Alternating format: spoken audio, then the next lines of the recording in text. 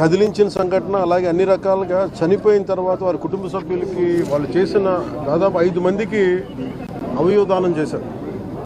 అది మనస్ఫూర్తిగా వాళ్ళందరికీ నేను చేతులెత్తి మొక్కుతున్నాను. ఇది చాలా అరుదుగా చనిపోయిన పుట్టెడు దుఃఖాన్ని గుండెల్లో పెట్టుకొని కూడా అవయవదానం చేసినందుకు వారి కుటుంబానికి, ముఖ్యంగా వారి సతీమణికి, వారి అబ్బాయికి మనస్ఫూర్తిగా నా ధన్యవాదాలు, అభినందనలు ధన్యవాదాలు తెలియజేస్తా ఉన్నాను. అభినందనలు దేనికి అని అంటే, పుట్టెడు దుఃఖం మనసులో పెట్టుకొని కూడా ఎదురుగా మన తండ్రి ఆవిడ తండ్రిగా ఒక బిడ్డలకి, భర్తగా ఆవిడికి, ఆయన సతీమణికి అవన్నీ పుట్టెడు దుఃఖాన్ని గుండెలో పెట్టుకొని కూడా అవయవదానం చేయడం అనేది అసలు నిజంగా అది ఊహించలేనిది. ఇది ప్రత్యేకించి నేనే వద్దామని మొన్న నుంచి ప్రయత్నం చేస్తాను. ఫైనల్కి ఈరోజు కుదిరింది. మనస్ఫూర్తిగా వారికి చనిపోయిన దానికి వారికి సంతాపాన్ని కూడా తెలియజేస్తా ఉన్నాను.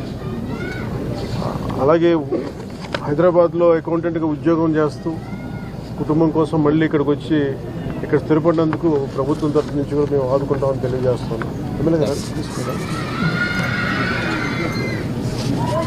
సో ఎమ్మెల్యే గారికి కూడా మనస్ఫూర్తిగా నా ధన్యవాదాలు తెలుపుకుంటాను. వారి కుటుంబానికి అండగా నిలబడినందుకు. అలాగే కష్ట సమయంలో ఇంక 2-3 సమస్యలు ప్రస్తావించారు. వాటికి కూడా కలెక్టర్ గారితో, ఆర్డీఓ గారితో మాట్లాడి ఖచ్చితంగా